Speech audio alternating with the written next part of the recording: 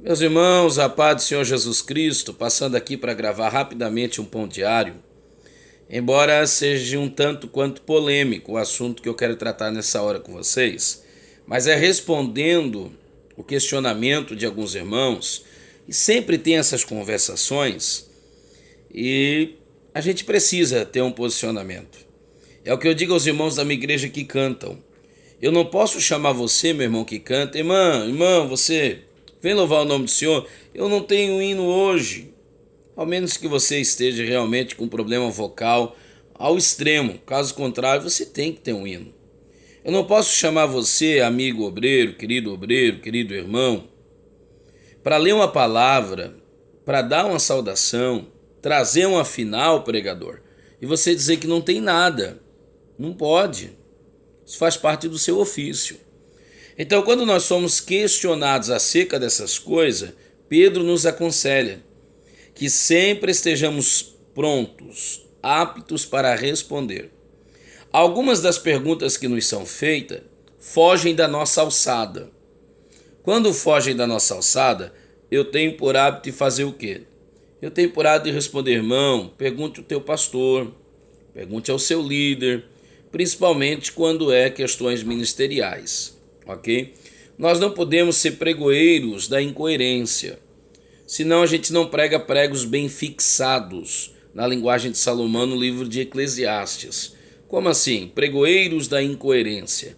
Nós não podemos, irmãos, de forma alguma, pregar coisas incoerentes, desconectas. Eu não posso chegar numa congregação, num ponto de pregação, num culto evangelístico e querer tratar de coisas que resolve-se em reuniões ministeriais. Eu vou pregar gestão pastoral num culto ao ar livre? É inconcebível, é incabível. E as pessoas às vezes parecem que são tanto quanto descuidadas. Então, quando as pessoas vêm me questionar, eu estou ouvindo apenas um lado da conversa. E eu, por educação, dou ouvidos, mas a minha resposta normalmente é a mesma. Irmão, vamos orar. Eu não quero lançar juízo sobre mim, tá bom? Então, o que eu digo aos irmãos é, irmão, questão pastoral, questão ministerial, não é a minha área. Eu não estou aqui com vocês diaturnamente. Não há como eu lhe dar um parecer coerente, lógico, racional. Então, o que é que eu faço? Eu digo, irmão, se você quiser me questionar acerca da palavra de Deus, eu estou aqui na tua igreja, na tua comunidade, na tua terra, como pregoeiro. Então, cabe a mim ter a responsabilidade como tal, de dar um parecer pelas Escrituras. Mas eu vou ler um texto com vocês. Romanos capítulo 14, verso 21, Paulo está tratando de uma questão relacional, e ele diz assim, bom é não comer carne. Que é isso, irmão? O irmão está pregando aqui vegetarianismo? Não, calma. Bom é não comer carne, nem beber vinho, nem fazer outra coisa. Agora precisa ser específico, senão eu vou deixar de existir, senão eu vou deixar de viver. Como assim, Paulo? Nem fazer outra coisa em que teu irmão tropece. Então a questão aqui não é comer carne. Em outras palavras, comer carne não é pecado. Claro que em demasia é pecado, aí é o problema não de comer carne. Qualquer coisa que você come em demasia, você pode estar pecando contra a glutonaria. E vai um texto para você, Provérbio 23:2, coloca uma faca na garganta, se és homem glutão. Essa é uma outra história. Glutonaria é uma obra da carne. Mas fechando parênteses, vamos voltar aqui à questão. Comer carne é pecado? Não é. Mas se aquilo que eu comer escandalizar o meu irmão, Deus não me chamou para escandalizar o meu irmão. O que Jesus disse em Mateus 5,16 é que eu proceda de tal modo que alguém, ao me observar, encontre motivo para encorajar a sua fé. Paulo disse, as minhas prisões têm encorajado os irmãos. Filipenses 1,18 a seguir. Então a minha regra de conduta, Mateus 5,16, deve fazer com que as pessoas glorifiquem ao Pai ao verem, disse Jesus, a vossa luz brilhar. E não duvidem das suas promessas, das suas palavras, devido à minha má conduta. O sangue de Jesus tem poder. Que Deus me guarde de me conduzir tão erroneamente a ponto de fazer um irmão, uma irmã escandalizar-se. É por isso que Romanos 15:1 diz que aqueles que julgam-se fracos devem, sim, ok? Olhar e cuidar, velar por aqueles que são fracos. Então, por exemplo, parece que é febril. Hoje é dia 3 de novembro do ano de 2017 e é febril nas nossas igrejas. O pessoal está deixando uma barbichinha, ok? O pessoal está deixando, às vezes não é uma barbichinha, às vezes é um barbichão. Isso por quê? Porque tornou-se moda, isso é modinha. E alguém vai condenar, porque está se moldando, é modinha do mundo. Bom, o corte de cabelo também é uma modinha, ok? Então, calma lá. A roupa que você usa também é uma modinha. Ou você está usando aí a roupa lá quando você dançava quadrilha. Então calma, vamos lá. Porque senão a gente vai fazer da Bíblia apenas mandamentos de preceitos humanos, incoerentes, 2 pesos e 2 medidas, e para alguns pregoeiros parece que só tem mandamento para mulheres, para homens não. O terno na grife não é vaidade, mas a irmã cuidar-se é vaidade. Então calma, liberte-se desse machismo, liberte-se desse preconceito em nome de Jesus, dessa incoerência, teu telhado também é de vidro, tá bom? Porém, se o ministério em quem eu sirvo a Deus, me pedir que eu não use uma barba comprida, eu sinceramente, diante de Deus eu tenho certeza convicta que não há pecado nisso. Deus não deixará de usar o indivíduo se ele tiver uma barba crescida. Você vai perceber ao longo da história que grandes eruditos, estudiosos, homens de Deus tinham barbas compridas. A Midrash diz que a barba de Arão chegava a medir 70 centímetros. Unge a minha cabeça até que o cálice transborde, e segundo estudiosos vão dizer que esse cálice era virado na cabeça e descia sobre a barba, como está escrito no Salmo 133, e que Davi costumeiramente deixava a barba de molho. Você vai ver que o José, quando foi chamado diante do faraó, barbeou-se, ok? Então, aí alguém pode até querer usar desse texto para fazer ao contrário, para dizer o seguinte: José, enquanto estava lá na condição de hebreu, era barbudo. Quando foi chamado para estar diante do rei do Egito, a tipologia de Satanás, agora tira a barba, então é vaidade mundana. Calma, gente. Nós precisamos entender que as questões dogmáticas, as questões doutrinárias são transculturais. Pneumatologia, doutrina do Espírito Santo é doutrina em qualquer lugar.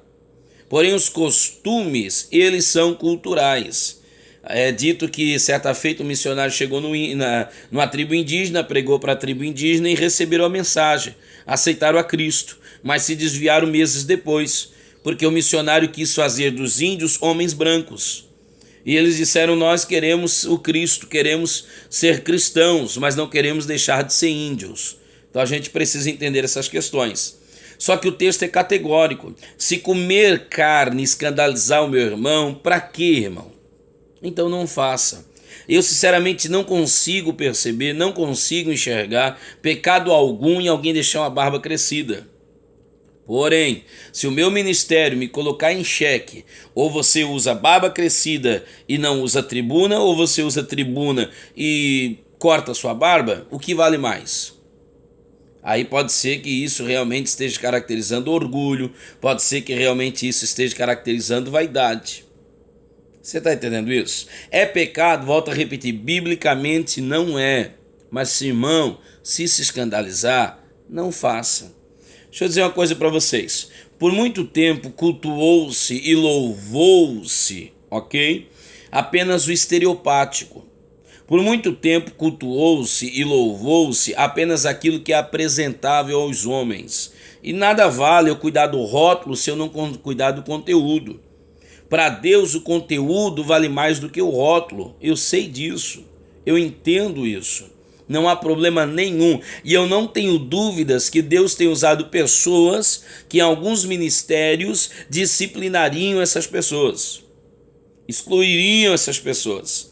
Eu não tenho dúvidas quanto a isso. E quem me conhece sabe que eu não sou radical. Eu sirvo a Deus há quase 20 anos na verdade, para a glória do bom Deus.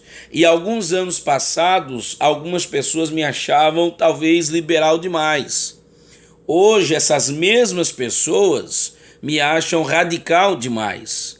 Ah, o irmão mudou. Não, quem mudou foram essas pessoas.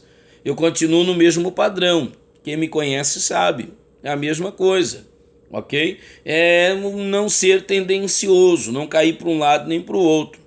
Eu sou um obreiro convencionado da Igreja Evangélica Assembleia de Deus, filiada à CIADESP no estado de Santa Catarina, ok? E a CIADESP. Então, vê se você entende. Eu sou membro da Igreja Evangélica Assembleia de Deus, muito satisfeito em Cristo por conta disso há quase 20 anos. Não sou plaquista, quem me conhece sabe disso. Não obedeço rótulos denominacionais. Não atendo alguns convites de outros ministérios quando percebo e entendo que esses convites de outros ministérios têm por trás de si algumas pretensões espúrias, malditas. Tenho a hombridade de, lá na sua igreja, querido pastor, lá na sua cidade, que eu prego, algumas cidades que a gente prega com bastante frequência, alguns estados que a gente prega.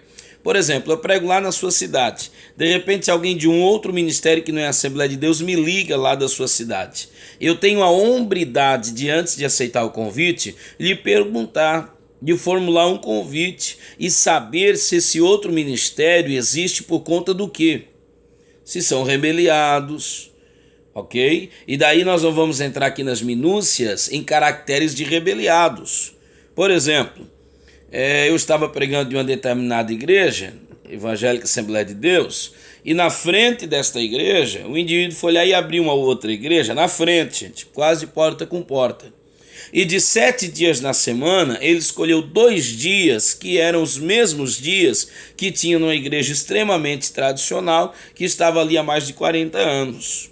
Quando eu prego do lado de cá, não passou muito tempo, eu recebi o convite para pregar do lado de lá. E mas olha, irmão, mas de pronto respondi que não iria. Por quê, irmãos? Porque é o mesmo dia de culto. Porque é afronta, gente. Então, é esse tipo de coisa que a gente precisa entender. Então não saia por aí chamando todo mundo de rebeliado. Conheça a história, não traga sobre a sua cabeça juízo desnecessário, não acumule brasa sobre a sua cabeça desnecessário. Conheça bem a história, ok? Irmão, a gente já peca involuntariamente de tantas maneiras, não há o porquê de pecar ainda mais contra Deus e contra os homens.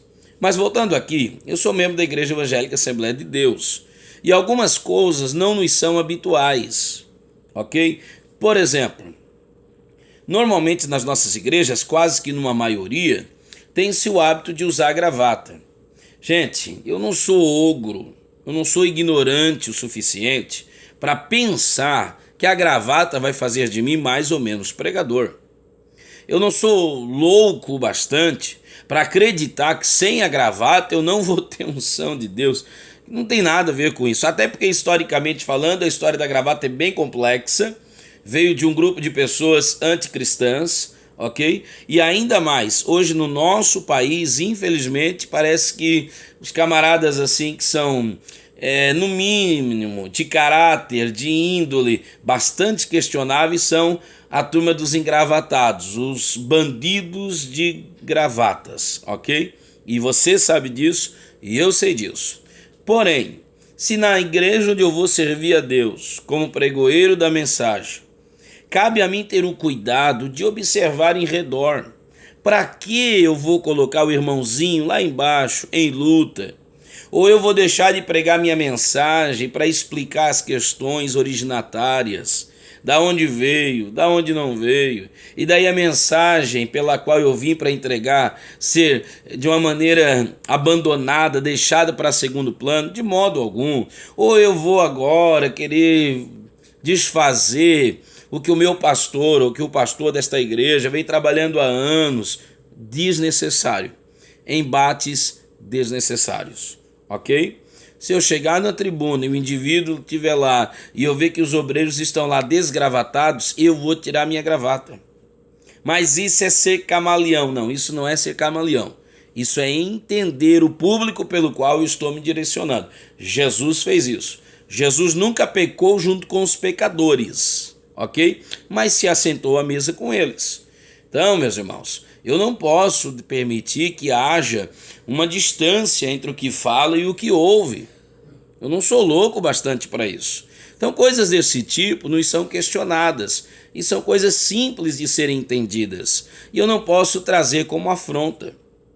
Por exemplo, dentro da nossa igreja, Assembleia de Deus, ok? No Brasil, o maior movimento pentecostal do Brasil, aquela história toda, nós tínhamos algumas diretrizes, nós tínhamos algumas coisas que nos identificavam e parece que isso foi se perdendo. E isso é preocupante. Eu creio que nós podemos sim negociar o rótulo e não negociar o conteúdo, mas a gente também não pode descartar aqueles que nos trouxeram até aqui. A gente não pode afrontá-los. Você está entendendo isso? Então, irmão, em nome de Jesus, um pouquinho de cuidado, não faz mal a ninguém. Temos de entender as pessoas mais simples, ok? Que não perceberão, que não entenderão algumas coisas. Então, assim, eu não sou radical, quem me conhece sabe, não sou metido a santarrão, mas a gente precisa necessariamente manter um certo padrão. Na verdade, irmãos, eu estou à caça, eu estou à procura. E eu poderia citar inúmeros nomes aqui de pastores que me servem de exemplo em tantos outros quesitos, inclusive nestes, e eu não vou gastar meu tempo aqui fazendo isso porque eu posso esquecer de alguns e ofender outrem, ok? E não é o objetivo. Mas também aproveito para deixar a seguinte deixa. Escute bem. Eu tenho a certeza de que é muito mais louvável eu ir pregar numa igreja e o pastor não me exigir que eu esteja de gravata, pregar sem gravata, mas eu tenho 1 hora para pregar uma mensagem bem esboçada, bem pregada, sem atropelamentos, sem meias verdades ditas aleatoriamente e alguns campos deixados em aberto, porque eu não tenho tempo para fechar os parênteses por causa que o indivíduo me deu 15 minutos. Eu prefiro pregar 1 hora sem gravata do que 10 minutos engravatado, porque 10 minutos, meu amigo, não dá para pregar uma mensagem bíblica. Não dá. Não há possibilidade de você extrair, de você inculcar na mente das pessoas, de você pregar para as pessoas uma mensagem bem pregada em 10 minutos. Não há como. Porém, eu tenho andado nessas minhas andanças e, sinceramente, eu tenho tido saudade daqueles pastores com postura de pastores. Eu acho que o pastor ele tem uma imagem a zelar. O líder tem uma imagem a zelar. O pregador não é um sujeito leviano. Quem dará ouvido a um leviano? Quem dará ouvido? Jesus nunca foi leviano. Jesus não andou, irmão, encarcerado, ok? Naquilo que eu chamo de preceitos humanos. Jesus não fez isso. Mas também, ao mesmo tempo, meus irmãos, Jesus não andou aí quebrando regras a 8x9. Jesus, como judeu que era, Jesus, como israelita que era, ele não quebrava a lei do sábado só para dizer eu estou quebrando a lei do sábado. Não, ele quebrava a lei do sábado quando ressurgia alguém, quando curava alguém. Aí sim, você está entendendo? O que é que vale mais, o sábado ou a vida? A vida. O sábado foi feito para a vida e não a vida para o sábado. Aí sim, aí está valendo.